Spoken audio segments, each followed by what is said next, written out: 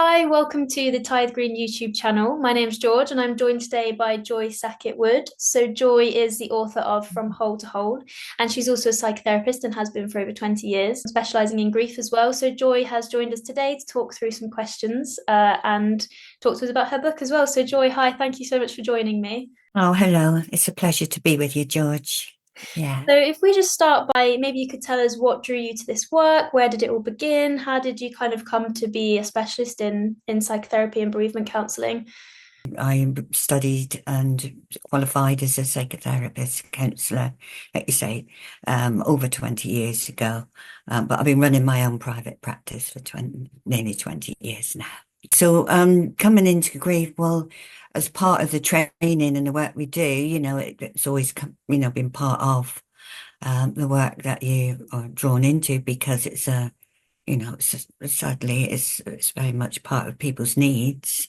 And then to get into the specialism of it came about after the sudden and unexpected death of my own son 7 years ago. So I did an awful lot of research and reading and learning because that's the way that I kind of dealt with my own grief. And through that, I wrote the book 5 years ago.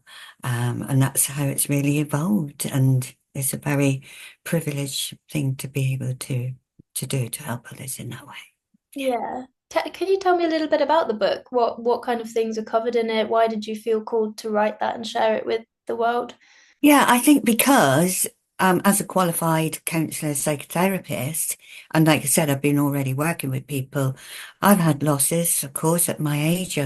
My mother died, my father, my two brothers, friends, and colleagues. But it was the actual awful loss of my son, which was sudden and unexpected. That was a very specific kind of grief. So being in that position myself, it really threw me into, the situation where I was searching for, answers, like a lot of people do in grief, searching for understanding of it. And reading is my go-to. It's what I've always done. And I learned so much through that journey, my own personal journey, that I felt drawn and almost compelled to write the book. Yeah. So really it was through that very deep distressing time myself that Yeah. this is what's emerged out of it. Yeah. What kind of feedback have you had from people? Has it been kind of really helpful? Do you use it in your private work as well with clients? Yes, I do, and people find it helpful. The book actually is written on the acronym of resilience because during my search, I read a wonderful book. It was a guy called Brahma, and he did a lot of research on, well, he was a grief specialist. He had gone out and done some scientific investigations, if you like. It was the first time it was a worldwide investigation. And what he came across was all the different cultures and all the different experiences that people had around the world. What really fascinated him was when he went to the Twin Towers in America after that dreadful experience there. There was a lot of very traumatized people and in grief. And what he found out, what he discovered for talking to individual people and their losses, was the ones that had resilience were able to recover more quickly. Resilience is in the book, and each chapter is the beginning of the word resilience is an acronym. Yeah, that is it's a powerful word to put it lightly. And I guess it's used in so many different contexts. What does resilience mean to you in the context of grief? Well, it's enabling to understand, first of all, what is happening to to yourself. What a lot of people have said to me when they come to me for counselling support is they don't understand what's happening to them because they feel so different and the trauma of the grief that they've experienced, no matter what the relationship is with a person, it does shake people up because traumas, affects us psychologically, it affects us and emotionally and physically and spiritually and energetically. So often they feel, I'm going mad. What's happening? I don't get what's happening to me. And so, really, it's really important to have an understanding of what's happening to yourself.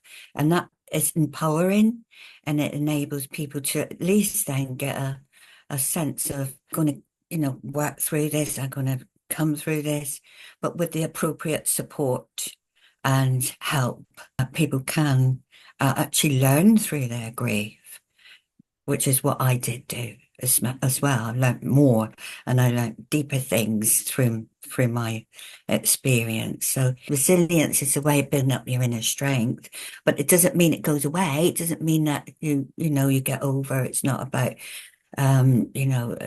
just moving on. It's still part of our core being, but we're able to live in a more positive way. Yeah. Yeah, live with grief and not kind of against it all the time. So you've been working in your private practice then for over 20 years now. This might be a bit of a difficult question, but in that time, what's kind of the most surprising thing you've learned about grief and how it shows up in the body and and emotionally as well? You see, what happens with the brain when we're in trauma and we're upset and we're distressed, the brain will make a lot of cortisol because that's the stress chemical. That's what helps us to get into fight or flight in order to deal with a threat. Well, of course, we can't run away from this and we can't fight it. With grief, because it's so intense and so overwhelming, what happens is that gets stuck. It kind of gets stuck like gunk in the body. So people get physical manifestations of what's happening to them. So it could be headaches, migraines, it could be neck aches, tensions, backaches, sickness, dietary issues. It's the way that the body is absorbing the flooding of the cortisol. Part of what I explain in the book is how to help themselves to understand that, but also to work their way through it. So certain things we could do daily to help to support ourselves, self-care is another way of not just building resilience, but, take care of themselves and have things a little bit better. So naturally promoting endorphins and serotonins. What are some things that people can do to kind of gently care for themselves through those physical manifestations of grief as well? Any routines or rituals that you found particularly helpful? Yeah. Exercise is something everybody bangs on about, but it really is good. But walking in nature, being in nature, the trees, the environment, the grass, leaves, everything that's got energy and we absorb that energy naturally. Even just a short walk, it doesn't have to be miles, it doesn't have to be for hours, just to take a little bit of time out, because when we engage our senses, what we smell, what we hear, what we see, and what we feel and taste, all those things are very sensual. So if we are mindful of the things that we like to do, we can self-soothe ourselves, which again is very good for the brain. So basically it's giving your brain a break Mm. from that grief experience and overthinking and ruminating and worrying and because loss is loss and it's an ache of the heart, it's the pain of the heart, and it takes whatever long it takes. There's no quick fix and everybody's different and there's no competition in grief. It is what it is. It's going through that transition of change Mm. and going to a place where where you can be gentle on themselves. It's hard to relax, it's hard to, but if you can't sleep, don't sleep, get up, read a book. If you can't read a book, you can't concentrate. What do you like doing? Music, making music of your own, writing, drawing, painting. I made a memory book. I find that really helpful. You don't have to feel that you've got to stay in bed because not everybody needs to have 8 hours sleep. And in the early stages, sleep is difficult. So go with it. Go with Yeah, it. It's Yeah. it's a very personal thing, isn't it? And I think what I'm getting Mm. from what you're saying is that there is no right or wrong way, but often people can worry that they're grieving wrong, or that they're taking too long, or that they should be over it by now, even 10, 15 Yeah. years in the future. What would you say to that, to people who might feel like that? Obviously, I've had people say that, and I say it's your grief, it's your journey, it's your experience, and it will be as it is for you. There's no right or wrong. It's very, very deep sadness, and it's a very sensitive subject. So, it's about finding a place where you feel safe, where you feel contained and understood. And that's what's important, is to be able to talk, communicate, and their journey is their journey. Yeah.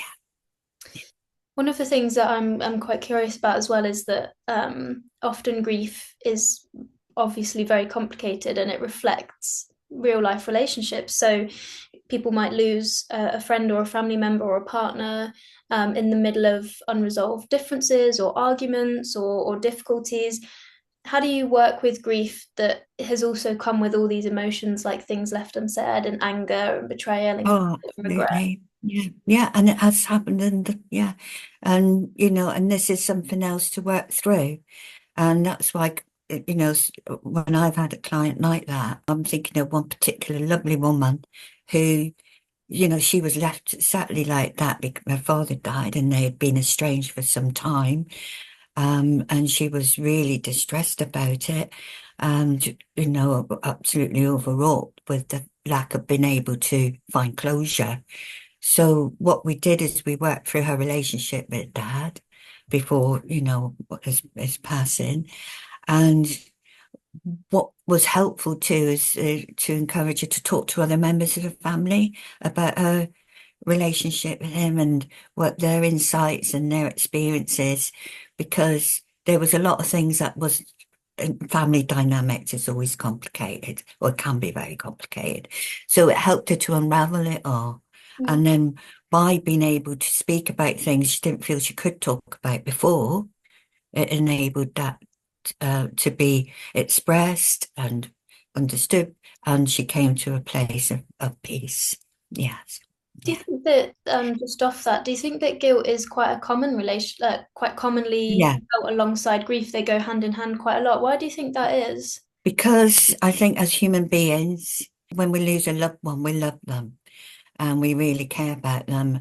And if someone passes and there's been something that they feel that was left unsaid, or they feel they could have done more to support them, or regrets is very much ruminating is very much part of it because the brain's going quite a lot, so working through that again is another really important thing, because finding peace within themselves is very important to their own health and well-being. And sometimes it really isn't justified, you know. I think it's probably true a lot Mm. of the time, isn't it? And Mm. how do you kind of work through that with your clients, like untangling themselves from any sort of responsibility or carrying that guilt?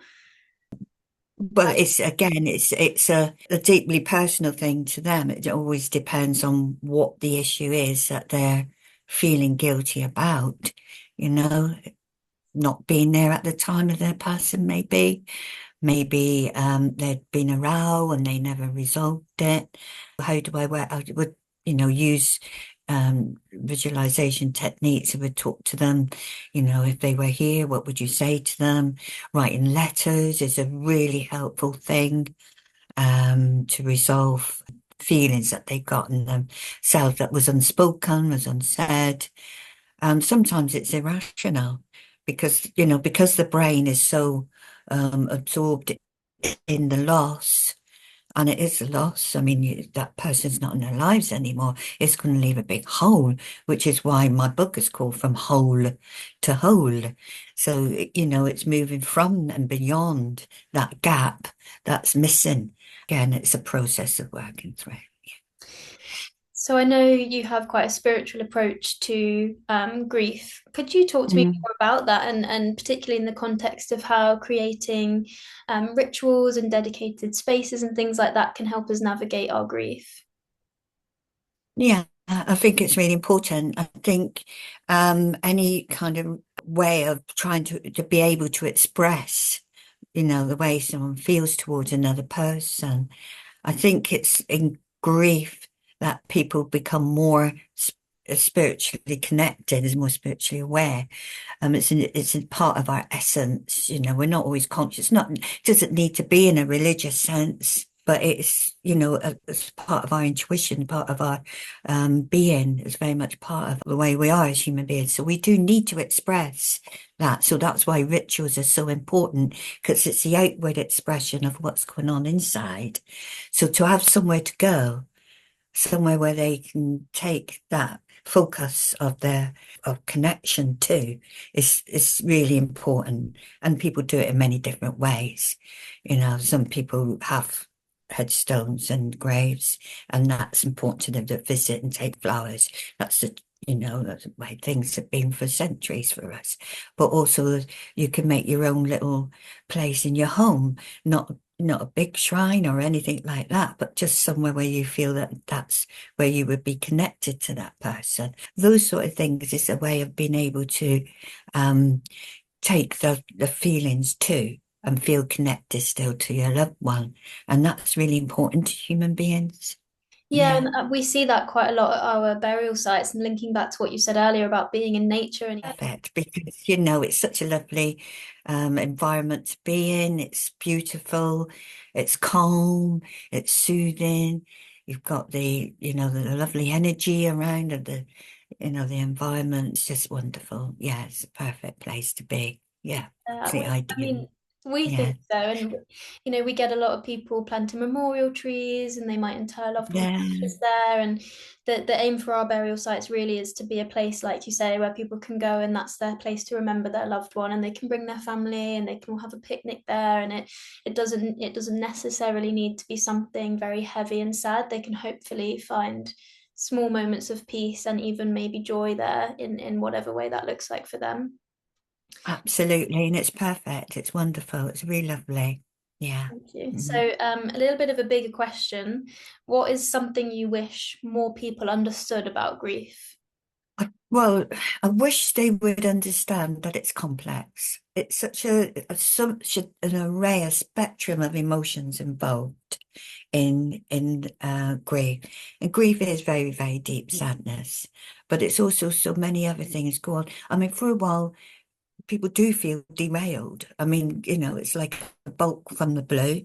It does affect the brain. The brain, and I've got pictures of the brain in my book to show pre-grief and post-grief. It really does affect the brain because it affects us on every level. We're multi-dimensional beings.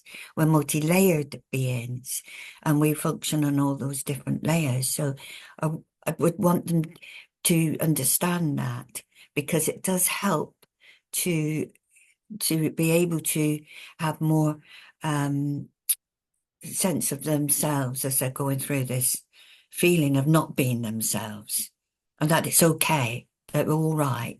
There's nothing going on that's they're not ill, they're not Not going mad. they're not going mad, because a lot of people, that's exactly what people say often. So often I've heard that, because it's such a big complex situation to be in.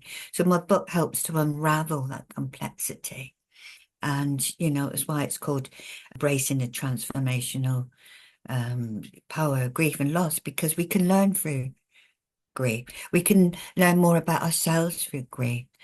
And that's, something that is amazing about us. We might not feel, some people feel they can't get through it and they'll never be happy again.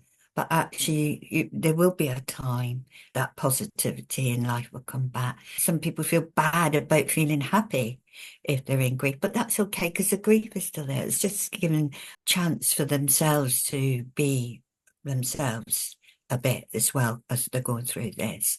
So just to realize that this grief experience is very much part of them, but it's also something that they can and they will be able to move through. So it's not getting over, it's just going through the transition of change. And if you could offer one compassionate message to somebody who's grieving right now, what would you say?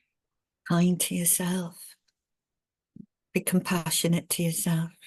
Be gentle. It's this as you would to somebody else, as you would treat others. Treat yourself in the same way. Thank you, Joy. And where is your book available for people to buy if they want to? Oh, it's on Amazon. Yeah. I'll make sure Um, it's linked in the description of the video so people can grab a copy if they'd yeah, like. yeah. It's on Amazon. Yeah, yeah.